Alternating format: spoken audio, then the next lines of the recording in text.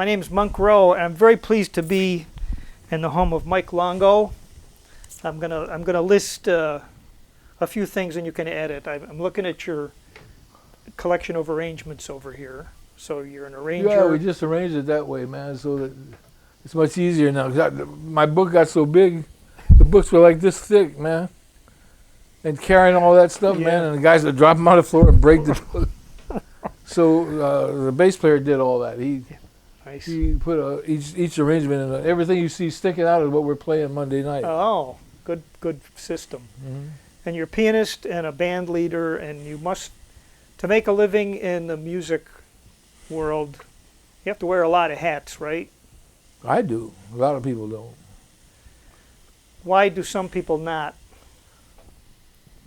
They don't have the, I guess you would say, the talent for that. Or some of them are not educated that way. I used to tell my students, man, education doesn't mean you know everything in the world. It means you know how to find out. And so what I'm used to doing is being able to start a project and bring it to conclusion. I've noticed a lot of my colleagues, they start a lot of things and they never finish them. Mm-hmm. So I've been doing that my whole life. So I know how to finish a project. Okay. Logistically, it must be a challenge to get 15, 16, 17 players together at one time for a concert, and then of course a rehearsal. Is that hard here in New York? Well, I don't do it. Yeah, the way this big band started, I was always out there with a trio after I left Dizzy. I had my trio, which I had before I went with Dizzy. So I was teaching the guy who happened to be the lead alto player was taking lessons from me. And this agent called me up and said, I was the pianist with the Dizzy Gillespie All-Star Big Band. So the Jersey Jazz, where I played today, they wanted to hire that band. So they said, you have any idea how much it costs? I said, well, man, they were playing me $1,000 a concert. And there's 17 people in the band, and I'm sure the leader got more money. And so he said, oh, man, that's a... And so I told her, I said, well, man, I got some charts that I wrote for Diz that I still got them. And I said, I could put a little, I got the charts if I could get a band. And the alto, yeah, take the gig, I'll get you the music. And so that's how it started, the big band. And he got all the musicians, they're all studio cats from New York. Yeah. Which he was. He's one of the top lead alto players in New York. I see. So he put the band together. I don't do anything but go play, man, and oh, write. That's all right. That's the way to do it. You don't have to worry about all the guys showing up and. Oh, they all show up. They're all pros, sure, man. Yeah. Of course. That's my band got the top guys in New York on it. Yeah. Yeah. Well, when you started out, was there a bit of a boogie woogie craze when you were a kid playing piano? I would think so. That's how I got influenced. I saw that little kid, Sugar Child Robinson, with the Basie band. My parents used to take me to the stage shows at the Albee and the Schubert Theater in Cincinnati. So there'd be a show like Blackstone the Magician, the Count Basie band, and he had Sugar Child Robinson. And I fell in love with Boogie Woogie watching that kid play, and I was 3 years old. So I came home and started to pick it out on the piano. And my dad was a professional, semi-professional bass player. He knew this lady, Catherine Rank, that played in the pit. And she showed me a boogie woogie pattern on the piano, so I started playing it. At 4 years old, they took me to the Cincinnati Conservatory. Then it was like all classical music. Yeah. But I was playing boogie woogie. I won a talent contest in Florida playing boogie woogie. Was it hard for you to stick to the page when you were learning classical music? Because you'd already done a little bit sort of by ear? I don't remember if it was hard. I got the job done. Okay. I did whatever I had to do to play the music. You know. Yeah. So then you moved down to Fort Lauderdale? Yeah. And you had an encounter with a fellow that's one of my favorite saxophone players. Is that right? Cannonball, yeah. Cannonball. Oh yeah, that. I had already been after I won that talent contest. I was in the sixth grade. I was just trying to get a baseball glove, man. And I walked by this theater and said $15 first prize, and the glove cost $13. So I went in and played my little boogie woogie, and I won the contest. But then they had 8 weeks of that, and all the winners of the 8 weeks competed for the big grand prize. And I won that too. And so when I went back to school, man, they made me the president of the class, and all the girls were looking at me. And I said, "Hey, man, I better check this music stuff out." But then I started playing with my dad's club date band. And there was a teenage drinking problem in Fort Lauderdale at the time. And so they were starting these teenage nightclubs, and they would have bands play. And so there was a disc jockey, he had a midnight to 6 a.m. show, Leon's Pico in Fort Lauderdale. He called me up and he said he had he was putting on a concert at the Hollywood, Florida Youth Center. He said, "Would you mind playing with a, quote, Negro?" I said, "No, I don't mind playing with her." I get there and the quote, Negro was Cannonball Adderley. And I'm blown away. I'm hearing this, what is this, man? So I told my dad, I said, you should hear what I heard, because Cannonball gave me his card. So we had my dad had a street dance. So he said, hire him for the gig. There had never been a mixed band in Fort Lauderdale. We were the first mixed band. Wow. And so I remember, because Cannonball, he must have been making about $70 a week as a school teacher at Dillard High School, and that gig paid $75. Go figure then. Yeah, and so I hired him for the gig, and as soon as he walked on the band, the street was all filled. It was a street dance. There was a big hush came over the audience, you know. But as soon as he started playing "Stars Fell on Alabama," it melted everybody's heart, and everybody started dancing. And so then my dad started using them on all the club days. And then Cannonball got me a gig on an R&B band, what do you call it? We used to play the Chitlin circuit up and down the coast of Florida. It wasn't his band, I was just a sideman. He was too. It was the Harold Ferguson band. Wow, Harold Ferguson. Yeah. So this was before he left there and went to New York. Yeah, he was not famous. He was. Yeah. He was, as a matter of fact, he was having trouble because the Dillard High School was getting on his case for playing gigs like that. But he played like he played. He played like he did when he came to New York. I'm going to pause for 1 minute. Are we getting any sound from the mic off his shirt? Good. Okay. So we'll just cut that part out. That's so, I just love his playing. And when you said he played Stars Fell on Alabama, and he recorded that later on, of course, with Coltrane. And yeah, he played it that night, and it melted everybody's heart, man. Everybody was dancing, and the full moon was out. It was gorgeous, you know. What kind of tunes would you have played on the Chitlin circuit? Oh, man. See, back then, this was before rock and roll. And so, I don't know if you remember Earl Bostic. You remember him? The kind of stuff he was playing was what was popular, because Elvis and all that stuff hadn't started yet. So we'd be playing Night Train, and if you knew the blues, down there in Florida, I don't know, man, whether that's anybody else, but the term rhythm and blues meant the changes to I Got Rhythm and then blues changes. So when you played a rhythm and blues gig, if you could play I Got Rhythm changes and blues changes in C, G, F, B flat, and if you were really hip, you could play 1 o'clock jump in D flat. And so that's what those gigs were, you know. So we were playing. The one I remember mostly was Night Train. That was very, very popular back then. Yeah. But a lot of them didn't have names, man. Cannonball wrote a lot of tunes. They later on became on his first album. Because I played with him at this club called Porky's in Fort Lauderdale. You know those movies, Porky movies? Oh, yeah. That was a real place. That was Fort Lauderdale. And the movie, it was Angel Beach. And they had Porky as this redneck guy with a cowboy hat. No, man, Porky was a gangster. He was Porky Panico. And he loved jazz. And he booked Cannonball's group, and I was just a kid in high school, and Cannonball's piano player got busted for something. So he calls my mother in the middle of the night. I said, "Mrs. Longo, you think you could let young Michael come down and finish the week with us?" So she let me go down. I finished the week at Porky's with him, you know. That's great. That's how that all started. Yeah. Recall what you what you made per night? Pardon me? Do you recall how much money you Oh, $10 Yeah. or something. Yeah. That was considered a lot of money back then. made? Yeah. Yeah. Great story. Yeah.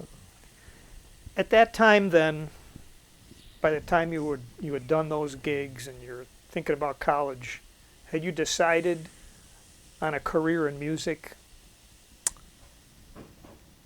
I wanted to not go to college and just play, but my parents really balked at that.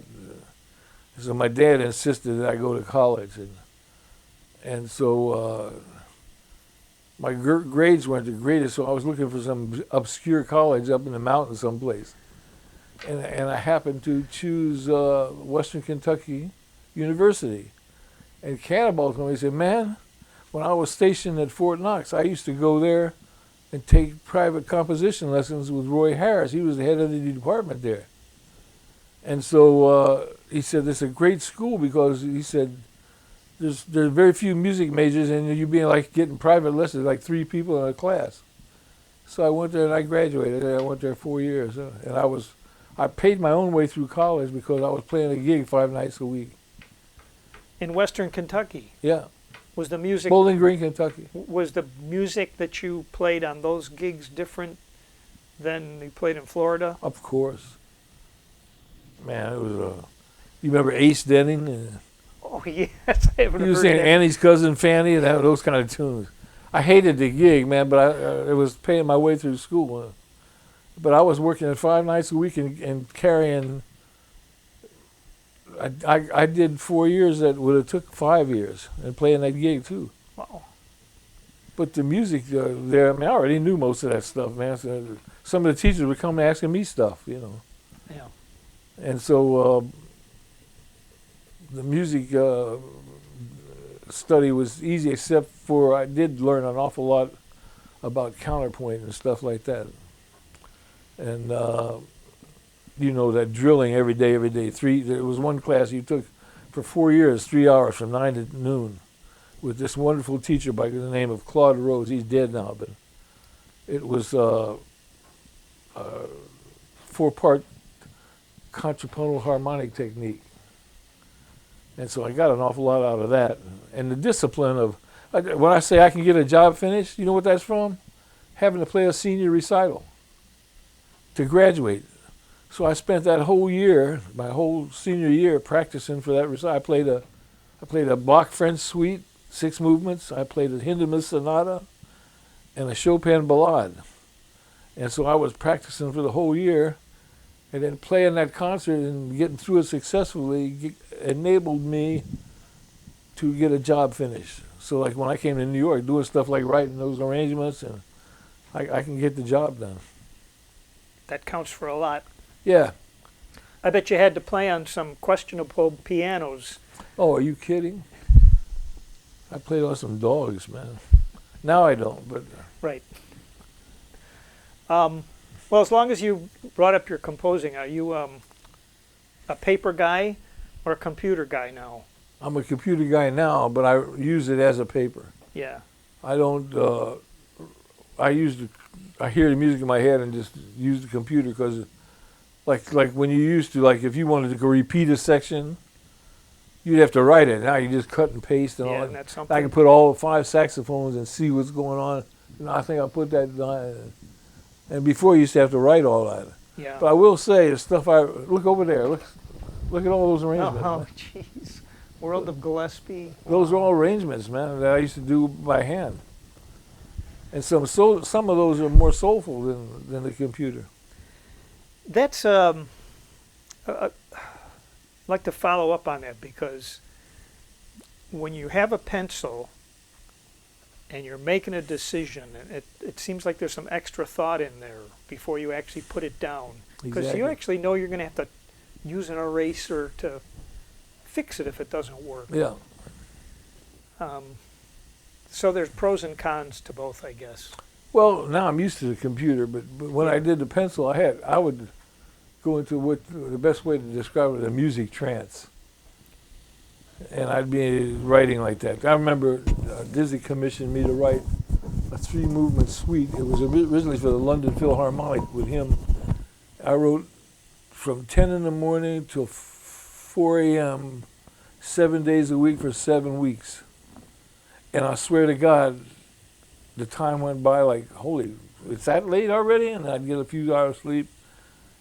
And when I got finished, I had a gig in Fort Lauderdale to play, and I said, oh man, I haven't touched the piano in 7 weeks. And I went down there and played great, and I told James Moody about it. He said, well, that's because where your head was at when you were writing that piece of music, man. But I was in the music trance, if you can understand what it's like you're in a place, man, and the music is unfolding in your ear, and you're just writing it down like you're taking dictation, you know. Wow. Mm-hmm. There's a certain anticipation when you've written something on paper and you haven't really heard it. No, I heard it when I wrote it. You can hear it in your head? Yeah. Okay. So you'd be then surprised if something didn't work? Is that a fair statement? Well, he might make a mistake and have to correct it during the rehearsal, but okay. But most of the time I proofread it myself, and you know, yeah, I check it out on the keyboard to make sure the voicings were right. But I don't write at the piano, and so I hear the music in my head. I hear the band playing. When my first attempts at composition were terrible, awful, until I went with Dizzy. And I was playing at the Jazz Workshop in San Francisco, and I remember coming home one night to the hotel. It was one night when the band was really on, man. We were hitting it. I got to the hotel, and I couldn't go to sleep because I kept hearing the band playing. Then I said, wait a minute. I hear the band playing, but that's nothing we play. So I got up and I wrote down what I heard and brought it in the next day, and Dizzy played it. Oh. And that's how and then I started to realize, oh, you got to have an inner voice that you listen to. And then I went to Dizzy, got invited to Benny Carter, you remember Benny? Invited Dizzy to dinner up in Baldwin Hills, so Dizzy took me as a guest. So I asked Benny, I said, man, we're playing out here maybe two months at a time. When Dizzy, can I study arranging with you? He says, you don't want to study arranging. You want to study classical composition. When you get back to New York, find you a good classical composition teacher. So when I came back, I studied 2 years of counterpoint with Frank Gaskin Fields, this African-American cat. He had no talent for jazz. He was like Mendelssohn or something. The guy was a genius. And he taught me counterpoint with no textbook, just out of his head. And he was teaching, and he wouldn't take more than $5 a lesson. He had a bunch of guys, and he would tell when I play my stuff, he said, see, that's what music's all about, right there, right? And he would say, it's not worth for more than $5. There's nothing but the facts. And so I studied, he died, man, and then I studied with Hall Overton for 2 years, composition. Wow, didn't he do the thing with Thelonious Monk or Yes. something? Yeah. Yes. Oh, I haven't heard his name. And it was, man, the first lesson I had with him, I had just been written up and down to be Dizzy's pianist and all this, and I went, I took a lesson with Hall Overton, and I said, I don't know anything. I walked out of there feeling all dejected. So here I'm all in Downbeat magazine. I don't know anything, man. So I told myself, like what you should do is just tell yourself you're a dummy, and soak up like a sponge everything this man can teach you. 6 months later, I was in a different place, man. And the stuff I was studying, I was playing because Dizzy was doing all these tours with Monk, all-star tours. So the trio, the quintet would be off. So I had a gig on the east side, and then when Dizzy got a gig, I just put a sub in.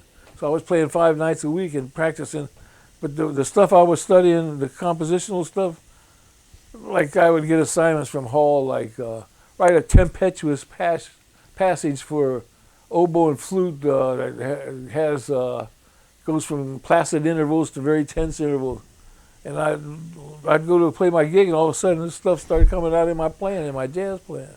Wow. And then I understood what Benny Carter was trying to tell me, So you studying that, and it starts to come into your.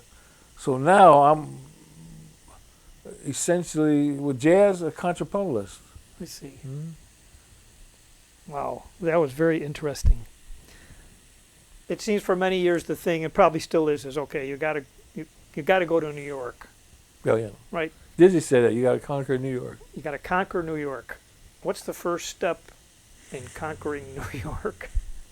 If you come here, maybe with a reputation with a few people, but boy, it's a big city, right? Well, what happened to me, the Soul City, I was trying to get here with them.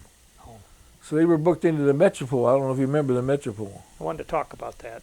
Yeah. Okay.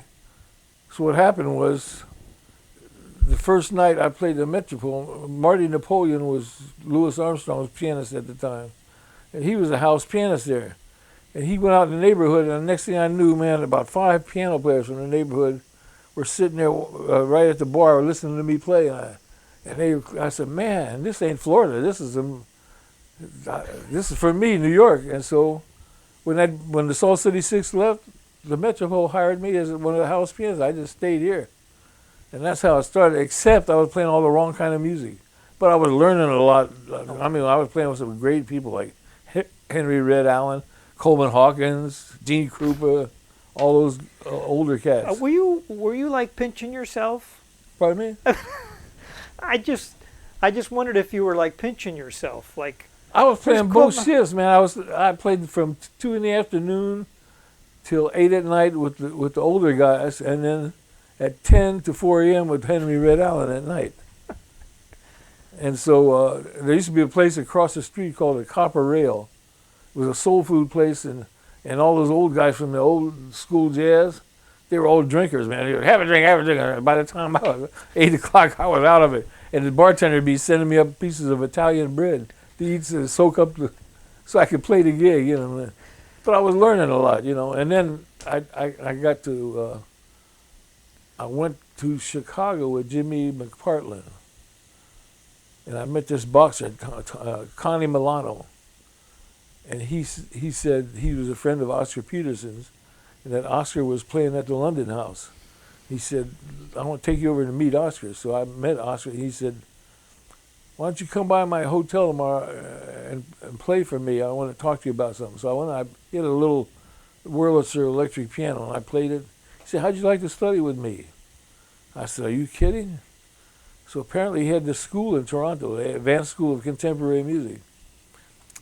So I made arrangements and went up there and studied 6 months with him. And that totally changed my life. Like the first lesson I had with him, I said, man, I can't play. When I listened to him play, I said, what? And so, man, he had me practicing 13 hours a day. Oh, God. But he said the same thing, sort of, at least in a story I heard, that when he heard Art Tatum, he said, man, I can't play. Yeah. So it's all relative, right? Man, he had this funny story. He said Art, on this recording, was playing this run, and he was driving himself nuts trying to figure it out. And so he went, when Art got in town, he sat ringside right next to the piano until he played that run. And he said he was dragging his thumb and playing the notes and dragging his thumb. And he said Oscar was trying to actually play that stuff. He said, it's not on the piano. He said he was dragging his thumb, man. But he was he was pianistically influenced by Art, but musically he was more influenced by Dizzy. He said Dizzy was his main influence. What did you learn from Dizzy? Oh, man. How long of a tape was that? The concept, Dizzy changed music organically. I don't know if you remember Henry Pleasance. He was the classical music critic for the New York Times. He wrote a book back then called The Agony of Modern Music. The whole point of the book was the vital spirit that used to be in Beethoven and Mozart and those guys is no longer in classical music, it's now in jazz. And he specifically pointed out Dizzy and Charlie Parker. He said they represented the first organic change in music since Bach. Wow. He said they were able to discover a way of rushing at the wind and becoming airborne. So we have this thing in jazz about floating. And Dizzy ushered that thing in, man. I can do it when I play, but I don't know what I'm doing. Dizzy knew. And so Dizzy, I spent an awful lot of time just he and I playing piano and trumpet. Because when he would be off, he wanted to keep his chops up. So I'd go over and play with him. And then when he was dying, I would go over 2 days a week and play with him just for therapy. Therapy. But he was still playing. Like what was that? I mean, Moody and I went over. Did you just hear that? It didn't affect his play. He couldn't hit high F or something like that. Uh-huh. But what I learned from Dizzy is I have a 4 DVD series out called The Rhythmic Nature of Jazz that actually, in the order that I learned everything from Dizzy, is the whole concept is on those 4 DVDs. And so they're progressive. You have to learn this first, then the second DVD. But everything I learned from Dizzy is on those DVDs in the order that I learned them. It's very deep. Dizzy stuff is very, very deep, deeper than people realize. Do you think that he thought there was no such things as wrong notes in improvising? I'm not sure I asked that very well, but the idea that there are wrong notes when you improvise, I wonder if...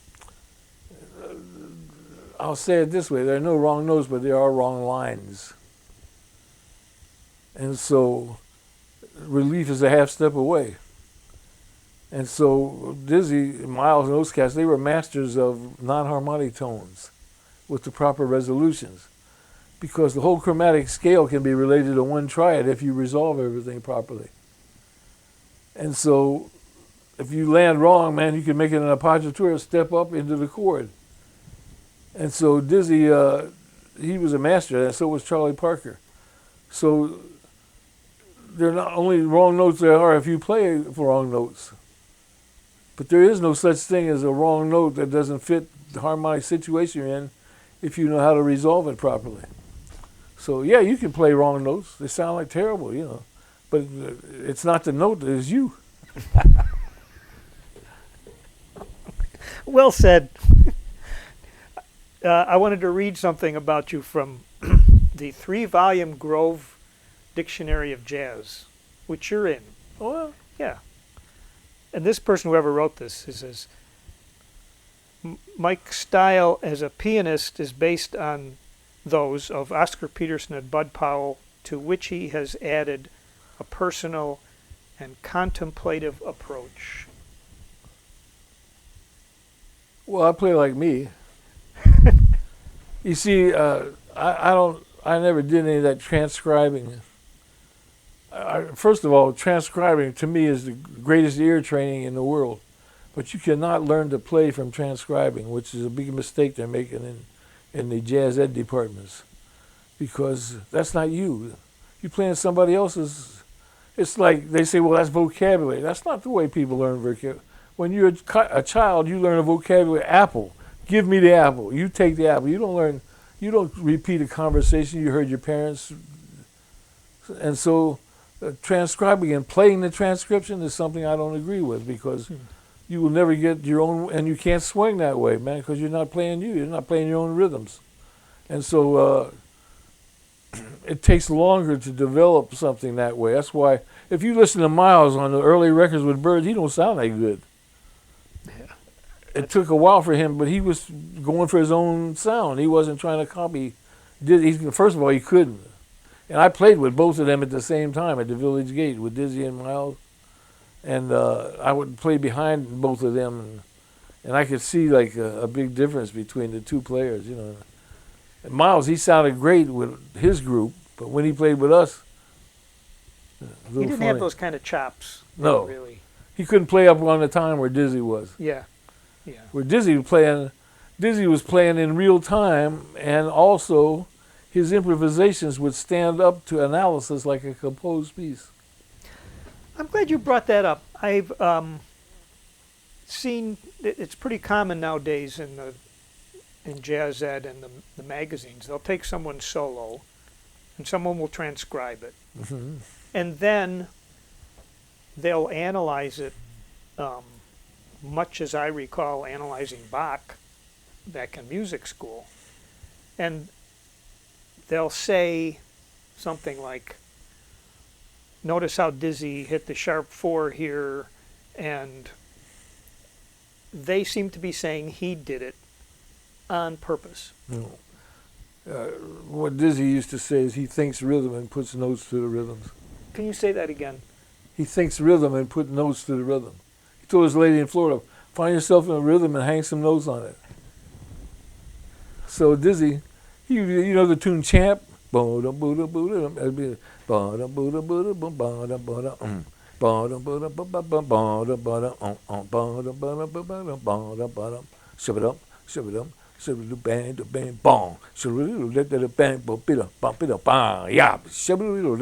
what he's thinking. And he just put notes to the. Now, what notes? That's become. It's like you might be looking up a scale, you might be looking up an arpeggio, you might be looking, but you're playing the rhythms, and that's the way Dizzy thought. And he also didn't think trumpet; he thought piano. Oh. First time Miles heard Dizzy and I play together, he said, "Sound like you cats got married," because I could see. Oh, here he comes. Let me move my fingers out of the way. Because he was watching my hands on the keyboard in his head. So Dizzy didn't think trumpet. That's what's fooling all the guys that try to play like Dizzy. They're thinking trumpet. He was thinking the piano, man. Wow. So he knew the piano. And I remember once Miles coming over to Dizzy's pad with one of Dizzy's records. He said, right there, what is that stuff? And Dizzy went. He said, see, right here it is. He said, I keep telling you got to learn the piano, which he did, you know. And so Dizzy was a stickler about horn players. You have to be able to see music as well as play it, man. Wow. And so Dizzy could play piano. I used to get pissed off, pardon me, mad at it on the gig because he'd always be playing and like all the other guys could bring their horn into the hotel room and practice. The piano player, the only time I got to practice is before the curtain goes up. And there Dizzy be sitting there at the piano. I said, oh, man. And so, but he played sound like Monk. He played piano like Monk. Wow. But he knew the instrument, man. And he somehow taught himself voice leading perfectly like Bach. Which goes to show you that stuff is just natural laws, man. It's not. There's a term Stravinsky used called ontology, ontological music. If you look up the word in the dictionary, it's a metaphysical term based on the science of existence. But in the musical sense, Stravinsky is the first I heard use ontological music. What he meant by that was the music is out there. He more or less uncovers music rather than composes it. Oh. It's already out there. And Dizzy used to say the same thing in his way. He used to say, man, this music is just out here waiting for somebody to come get it. And he used to tell me, he said, if the music tells you, you go where the music is. Did his faith rub off on you? The Bahai faith? Yeah. No. The Bahai faith itself rubbed off on me. Okay. Dizzy became a Bahai 5 years before I did. But I had been studying it. I had an experience at the Jazz Workshop in Boston where I read this called the Long Healing Prayer. I woke in the middle of the night in a panic, man. I was like anxiety. I called this lady, Nancy Jordan, who was a Bahai. Her husband and he was on the faculty at Yale or something, psychology department. She came to Boston. She had a pamphlet that talked about when you shed your old self and your real self comes out, it feels like you're dying. And so I calmed down, and when I went to the gig that night, I went to the piano, I played something on the piano, and the piano said, wong. I said, man, that's the sound I've been looking for my whole life. I still hadn't become a Bahai yet. It took me a couple of, Dizzy almost died once at the Village Vanguard. I saved his life that night because somebody gave him a drug that he thought was one thing, and it turned out to be something else. Mm. And so I said, man, if you let Dizzy pull through, I'll be a Bahai, you know. We were out of work for 6 weeks. Wow. And so the next gig was at the Playboy Club in St. Louis. And that club was in a hotel, and so our rooms were right upstairs. We could come right from the... And so, man, something told me to ask Dizzy at the rehearsal. I said, man, can you show me that thing you do on the drum, that African thing? And the lady that had talked Dizzy into being a Bahai, happened to be there. And she gave me the card to sign. I'm looking at these bunnies, and I'm looking at it. I said, do I really want to do this? No. And so I became a Bahai. And that night, after Dizzy showed me that, I got on the bandstand, and Dizzy was like, God damn, what did you do, man? And from that point on, because I remember I was playing at Red Fox had a club in L.A., and so Ray Brown came to the gig to hear us. And Ray had been at the school with Oscar when I was studying there. So he said, man, Dizzy's not going to teach you cats like he did us in the 40s. He said, but ask him questions. Keep asking him questions. So I spent the next 20 years asking him every kind of question. And so that's how I learned all that stuff from him. That's terrific. And it was deep, deep, deep stuff. There were 3 Dizzy Gillespies. There was Dizzy the Screwball, that everybody knows. Then there was John Gillespie, who was the very spiritual man. I called him John. I didn't call him Dizzy in the later years. And then there was the very serious musician. When he would be a nut until he put his horn up, and this look would come over him, and he was serious as a heart attack. He'd be looking there, and so, uh-oh. And you'd be in this place, and the music would be coming off of the piano at me, man. I said, where'd that come from? Where'd that come from? And I just go. Don't fight it, right? No. Did and he? Deep, too. It had a depth to it. A depth I would say is comparable to classical music. Some of those composers, like Beethoven, he had a depth of this. He had a perfection in his music that I would say is as close as a human being can get. Wow. The depth of his music. Did you ever try doing something on a gig that he didn't like and that he told you? Dizzy? Yeah. As far as your playing, I guess. Well, man, when I first went, I used to tell cats if I was Dizzy, I would have fired me. But he kept saying, I know it's coming, I know it's coming. And he was very patient with me. Wow. And so there would be times where I'd be playing and he'd come over and sing something in my ear. And next thing you know, where'd this go? How am I doing this? You know, or he'd play the tambourine in my ear. Or he would play something on his horn that would make me play a certain thing. And then I would be in a different place. And a big part of that is your touch. There's a certain touch involved in jazz. And this is what's eluding jazz education today. They're leaving all that out. They don't know that exists. How do you teach that? Pardon me? How would you teach it? It's on my DVD series. Okay. Through playing African drumming. I see. And also there's these catalytic type melodic exercises that Dizzy showed me. So you have to learn. You see, the difference is there's something, jazz is polymetric, whereas classical music is monometric and monorhythmic.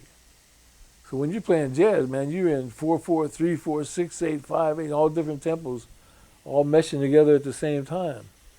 And so when you're able to play that on the drum, when you go to the piano, your touch has got all that in it. That's on a saxophone, that's on a bass, all that. And so Oscar used to call it touch, time, tone, technique, and taste. And so it's not just any touch. You can't play jazz like you play Mozart with that kind of touch. And so what's happening in jazz education now is they're leaving out the African part of jazz, which in my estimation is criminal, because that's the essence of jazz. And so they're teaching everybody what to play instead of how to play. And that's a big problem. Not their fault, they don't know any better. Jazz education's been around long enough now that it seems to me a lot of the professors were taught by other jazz professors who were taught by other jazz professors, and a lot of them haven't really played in real life. They never played with anybody, Yeah. Well, there's two ways to learn. You can learn about, like when I first played with Cannonball, I'd play with Cannonball, and next thing you know, I'm playing stuff I don't understand, because he would pull me in with his playing. I'm comping behind him. And next thing you know, the piano's feeling different, and I'm playing all this stuff, and it's coming out of my touch. And so that was what they used to call apprenticeship, through osmosis. But with Dizzy, I actually learned the principles behind it, and that's what I put in the DVD series. I see. I teach people how to play the African drumming and then how to put it on the instrument. And so when you learn this drumming thing, this is an oversimplification, but jazz is basically African drumming on a piano. And so you hear guys talking about, well, they're just subdividing, or they're talking about practicing with a metronome. So I told this guy, I was having this big argument on the internet with this PhD from North Carolina. And he took issue with me telling people don't practice with a metronome. So I said, man, listen to a drum section from Ghana. The time is perfect. The depth of swing, the depth of tone is all perfect. When they get finished playing, go ask how many of you guys practice with a metronome? And how many of you guys know what subdividing means? So apparently they're doing something else. So I just said, you better find out what that something else is. Instead of teaching all that stuff they're teaching in the school, they got it's not their fault, man. They don't have the information. But there's stuff like playing with a metronome on 2 and 4 and practice. Yeah. That's the worst thing you can do in life, man. Man, I play with the Elvin, I play with all those drummers, man. That don't feel like a metronome. A metronome is, first of all, the reason they call it a pulse. If you feel here, that's the way you keep time in jazz. Now you say, who invented the metronome? Man did. Who invented this? You dig? Okay.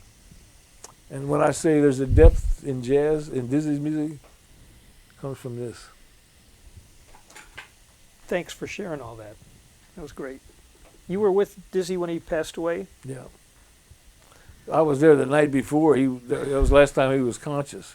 Mm-hmm. Moody was standing here. We went over to see him, and he was, her tubes all. And I walked in the room, and Dizzy looked at us and went, he blew his cheeks out. He grabbed my hand, and he was doing like this. And so I said, man, aren't you taking this a little too far? And he started laughing. And he couldn't talk, but he was just, and so he went into the coma, and the next day he died. And so, but he was in a coma when he died. He didn't know who was in the room. But the last time he was conscious was the night before. The last people he saw before he went into the coma was Dizzy and me, James Moody and myself. Oh. Well, I'm envious of your experience with that, and also all those fellas at the Metropole. I can just there's a certain thing that I feel like you must absorb from those guys. Of course. There's a thread that runs through all of jazz, the real stuff. That's why if you listen to that record with Coltrane and Coleman Hawkins, they're playing together. Two totally different styles, but there's a thread that holds them together. I would say the thread has more to do with the blues. And so all those guys, I've always been able to play the blues from when I first started. And so that's the thread. Now somebody like Coltrane, he's playing all that intervallic stuff and stuff he was playing with Coleman Hawkins, and they're playing together. The music going together. And so I played a long time before I went with Dizzy. I was playing with Roy Eldridge here in town. And Roy is the one who went and got Dizzy and told me, come here, you got to hear this piano player, you know. But Roy, that thread was there. You know. And the swing is there. Now, when jazz has evolved through the stages, what evolved was a new way to swing. Indeed. Yeah. The Dizzy, Dizzy's music, say Count Basie swung, but that ain't the same swing that Dizzy played with. If you think about Freddie Green going ching, ching, ching, you can't do that to a tune. He can't change. How you do that? And so what Dizzy and them did was found a new way to swing, new kind of beat and all that. But that's how jazz has evolved over the time. And so Dizzy took issue with a guy in England that was interviewing that was talking about the bebop revolution. He said it wasn't a revolution, it was an evolution. Because Dizzy, Charlie Parker, he could play with a hillbilly band and sound good, you know. Oh, this is great. A little while ago, you used the word comping. Comping. I wanted to ask you about comping behind Joe Williams and Nancy Wilson and Jimmy Witherspoon, and how does a piano player learn to be an accompanist that vocalists want to work with? Well, without getting real technical, the main word would be listening. And you have to have your voice leading together so that you're playing contrapuntally. So the basics of simple counterpoint is when the main theme is moving, you're standing still. When that stops, then you move. And so I would listen to something the vocalist said and then play in between his phrases, and then we'd lock up together. And so the singers all like to work with me. Nancy, she told somebody in Florida, Mike Longo really knows how to play for a singer or something like that. And I stopped doing that. When I first left Dizzy, I wanted to do my own thing. Tony Bennett wanted me to replace Ralph. What's Sharon. the guy? Ralph Sharon. Yeah. Yeah. And I didn't take the gig because I wanted to do my own thing then. I told him like I would fill in for him until he could get somebody. But then Tony called me when John Bunch died at the funeral. He called me the next day. He said, "Man, I want to study piano with you because I always wanted to play like that you were doing." And so he was supposed to call me back on Monday, and I never heard from him again. But the main thing is you have to listen to and move when they're moving. When they're moving, you playing slower notes, and when they're playing slower notes, you playing faster notes. Do you like to see a lead sheet? Maybe you're obviously way beyond this, but when I play behind a singer, I kind of like to know what note they're going to be singing, at least a lead sheet of how the song normally goes, because... Well, the way I look at a lead sheet is information. Yeah. And so, look, man, Aaron Copland said the art of classical music is the art of melody. So melody is number one, and so if the singer's singing the melody, you got to know what, you don't want to be playing something that's going to clash with that. Yeah. And so if you're playing contrapuntally, you're playing something that complements. And so there was a lady, I'm not going to mention her name, I played this gig with her, man, and she playing these tunes and she had no double bars or anything, just changes running. It's like reading something with no punctuation in it. Yeah. And it sounded terrible because and then I looked at the real music and said, "Oh, you should have put a double bar here, man," because I didn't know that this was a new section. And no melody, just the changes. That's hard. And so instead of playing the song, you end up playing F7, B flat 7. You're not really playing the music. You know, they're playing the changes. And so you have to be involved with the 5 elements to music: melody, harmony, rhythm, counterpoint, and form. And so you have to have yourself trained to deal with all 5 of those things. And if the singer's the melody, then you're doing the counterpoint, the rhythm, and so rhythm is primary. In our music, rhythm and melody almost mean the same thing. Dizzy used to use the term the melodization of rhythm. Nice. So it's a simple. Singers say bump, bump, bump, bump, bump, bump, right? So you have to listen, man. What makes you not want to work with a particular musician?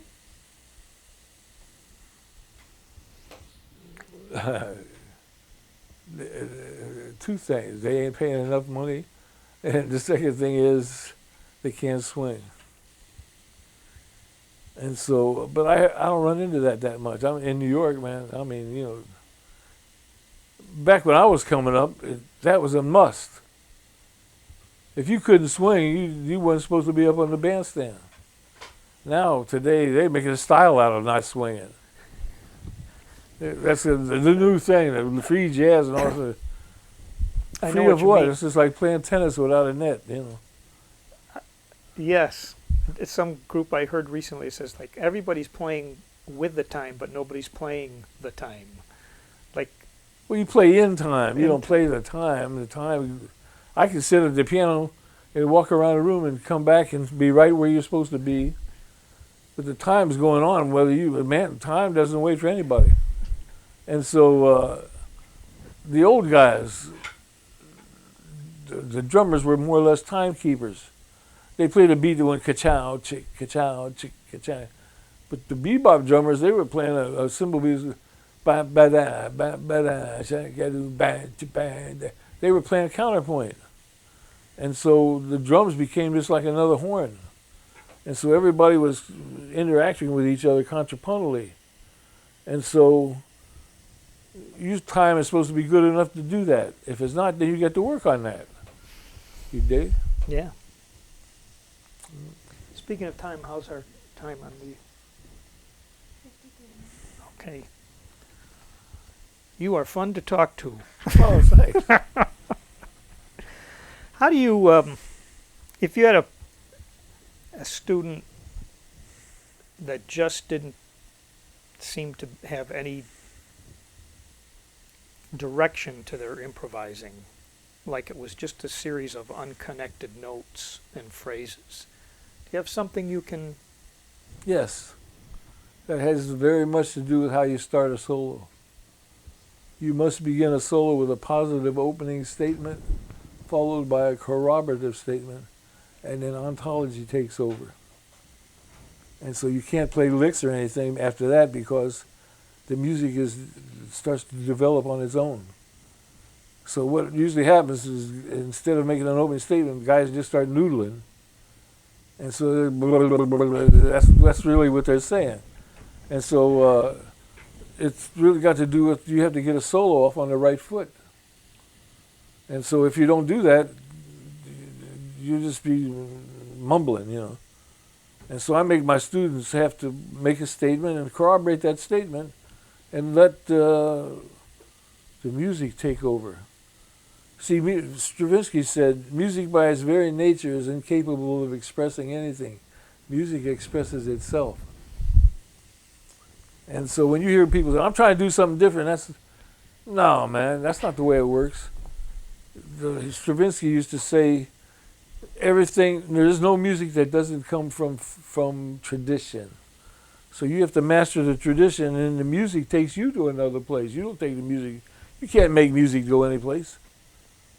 And so I'm a servant to the music. I do what the music asks me to do something. I do with the music. And so, yeah, my playing has developed over the years because of that. I let the music tell me what to do. And so new direction is always coming out. And if you look at music history, that's really what happened. Somebody's trying to do something different is on an ego trip, man. You don't have to try to do something different. All you got to do is play right. If you're playing correctly, something different. See, there's a big difference between somebody who's trying to do something different and somebody who's not trying to do that and something different happens. Something happens. That's a big difference. Mm-hmm. Charlie Parker, there's a famous interview between Paul Desmond and Charlie Parker where he says, how'd you go about inventing this new music? He said, I wasn't trying to invent any new music. He said, I was studying Lester Young and it just happened. And so when the guy said whatever you read before about me having my own way of, that's why. I wasn't trying to do anything. So what came out was I was just learning to play jazz properly, correctly. Mm-hmm. If you're doing that and you're mastering all the, like there's so much tradition in the guys that came before you, when you master all that, the music takes you to another place. And if you're playing properly, your own voice starts to develop. So I have my own way of playing, yeah. Wow. If you had a niece or nephew that was headed towards a career in jazz, would you have any real life advice that you might tell them? Yeah, practice. Study, practice, digest. And also, I would teach them the polymetric time concept, because most of the people in the colleges are playing with the wrong time conception, man. They're playing the notes they hear Charlie Parker play, but they're playing with a time conception that comes from European music, which is monorhythmic. It's not polymetric time. And so a big part of it is learning the right time conception. And the piano starts playing it. Charlie Parker said he felt like the saxophone was playing itself. So oftentimes that happens to me on the piano, man. The piano's doing stuff I don't know. Where'd that come from, you know? So I'm just going where the music's telling me, man. But you have to be playing with the right touch, so that you're playing with a touch that's activated by African drumming. I remember Mongo used to make mention of sacred rhythms. Who said this? Mongo Santa Maria. Oh, Mongo, yeah. Okay. And so there is a spiritual, or you call it metaphysical, whatever you want, a spiritual aspect to our music. There's something I mentioned in the DVD that I learned from Dizzy about Kundalini energy. I don't know if is this possible to say. Can you say that again? A word is sure you can. Off color. Yeah. There's a movie called A Night in Havana, and Lorraine got mad at Dizzy because this woman asked Dizzy. She said, "Where does your music come from?" And he said, "You really want to know?" I said, "Yeah." She said, "My asshole." Now Lorraine got mad, but he was serious. There's an energy at the base of your spine, man. If you look up a thing called Kundalini energy, that's a part of our music. Now, if you notice, there's a history of Beethoven grunting all the time. Oscar Peterson grunted. Errol Garner grunted. Because they're coming from that base of the spine kind of, and that's got to be in the music. If that's not there, you playing without the bottom to your music. Now that energy there is pretty much a metaphysical thing that causes the music to have a divine quality to it. And Dizzy was aware of the divinity. I think Sonny Rollins, he said he knew Dizzy was a celestial being. And I saw that. I saw that with Dizzy. He was the most amazing human being I ever met in my life, man. In all those years I spent with him, I never met another person in my life like that. And some of the stuff he would play, when I was playing behind him, I was like, oh my God, I would be, I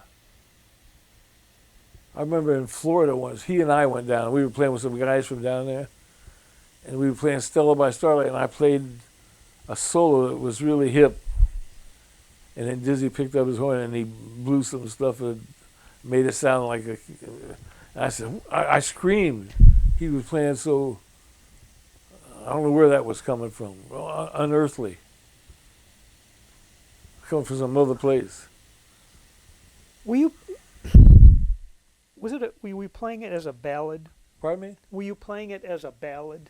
No, Okay, I'm just trying to imagine what he would have played, to make you scream. Oh man, he was playing stuff that not even on the trumpet. I mean, I don't know where he was coming from, but it caused me to scream. It was so exciting what he played. Yeah, I couldn't believe it. I was, holy, what was that, man? And that happened to me a lot when I was first with him.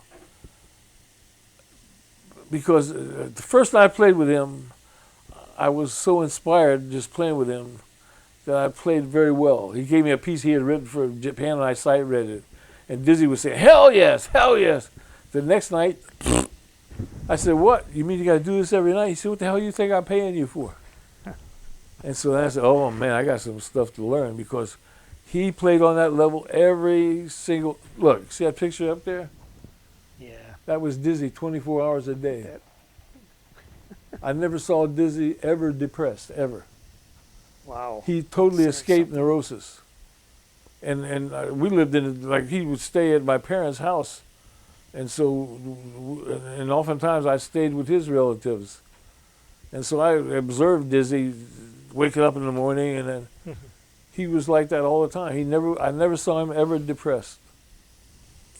And I asked him once, man, how you do that? He said, I decided early on in life to become a creature of joy.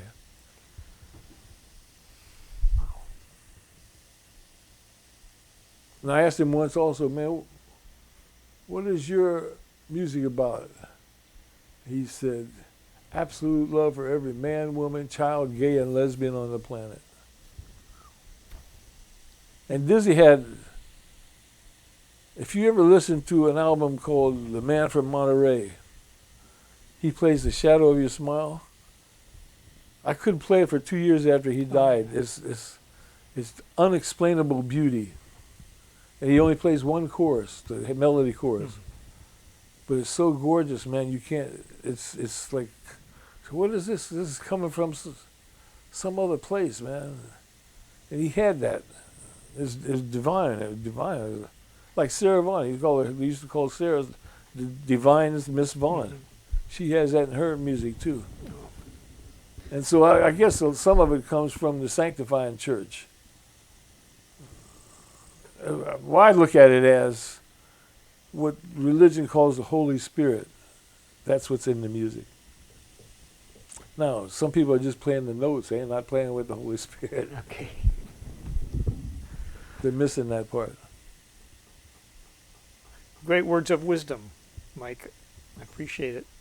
Just to wrap up, I wonder about your composing process. If I got a little grant and I could commission you to write something brand new,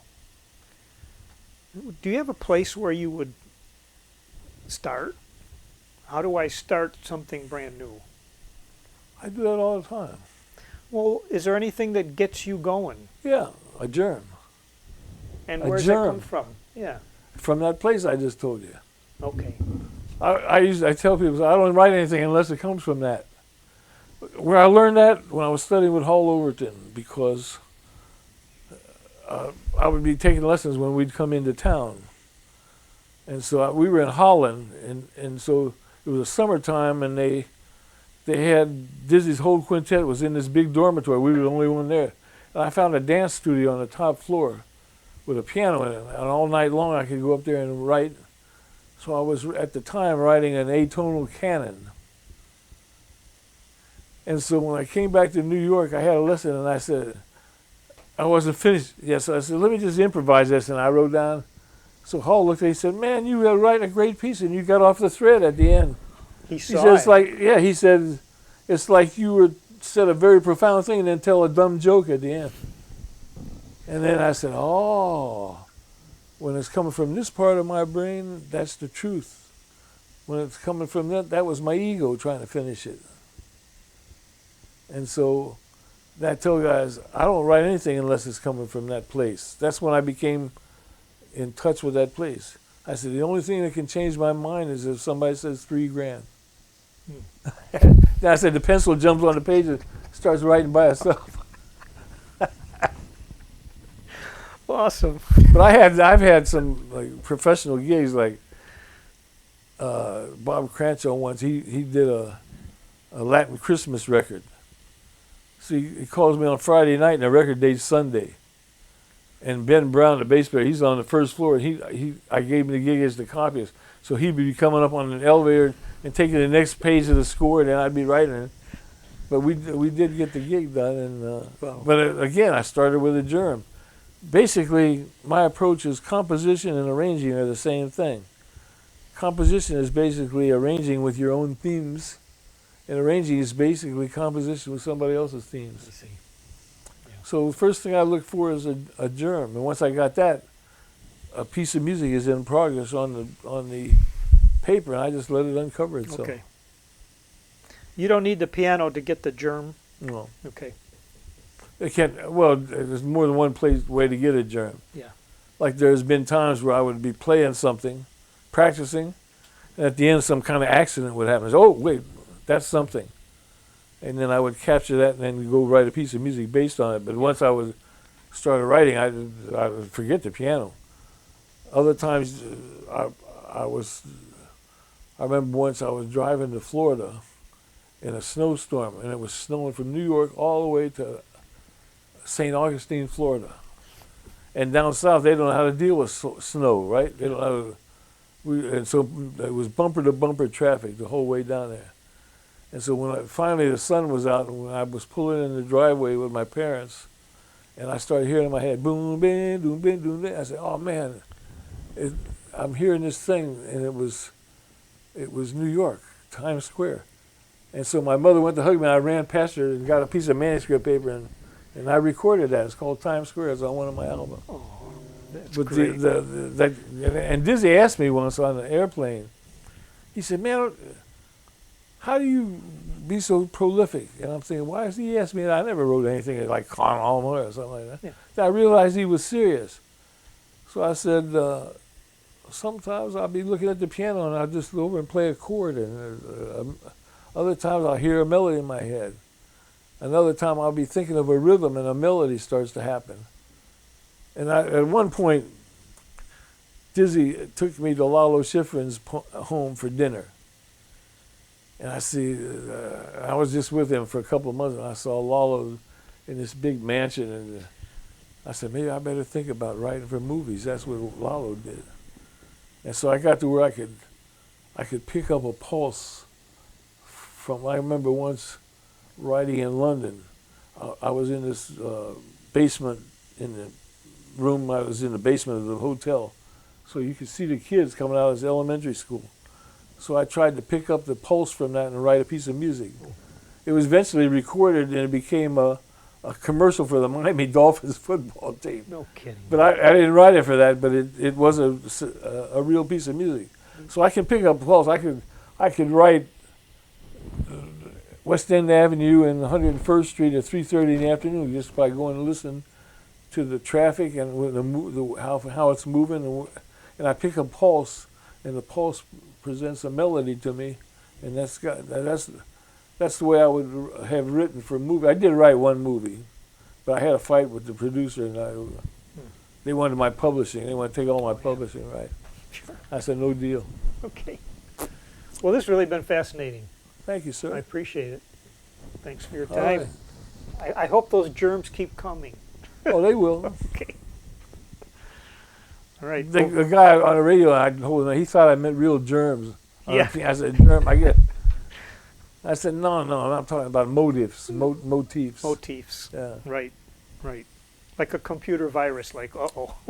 But I can tell there's a difference between just a BS one and one that's coming from that special place. It's loaded with that spiritual energy. Yeah, cool. So it's a real germ. You say, yeah, there's a piece of music within that.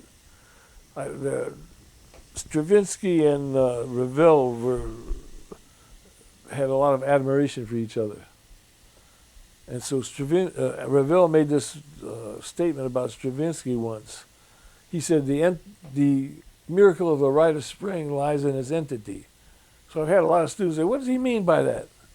So I said, I think he means that look how became the rite of spring.